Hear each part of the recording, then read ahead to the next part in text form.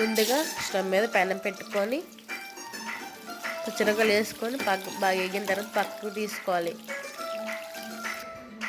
మళ్ళీ అదే పెనం మీద టమాటాలు వేసుకోవాలి. మగ్గిన టమాటాలు నేనైతే 10 వేస్తాను, మీకు క్వాంటిటీ బట్టి మీరు వేసుకొని సాల్ట్ వేసుకోవాలి. మగ్గిన తర్వాత కొత్తిమీర వేసుకొని చింతపండు వేసుకోవాలి. మగ్గిన తర్వాత పక్కకు తీసుకోవాలి. ఇప్పుడు మిక్సీ గిన్నె తీసుకొని పచ్చిమిరపకాయలు, కొత్తిమీర పేస్ట్ వేసుకొని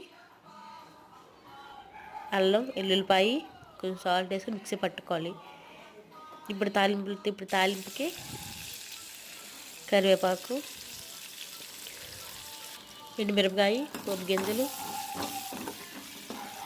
వేగిన తర్వాత కొత్తిమీర పేస్ట్ వేసుకొని కలుపుకోవాలి. బాగా మిక్సీలో కొంచెం వాటర్ వేసుకొని అందులో వేసుకొని కలిపేసి ఇప్పుడు ఎమ్మె టేస్టీ కొత్తిమీర టమాటా పచ్చడి రెడీ.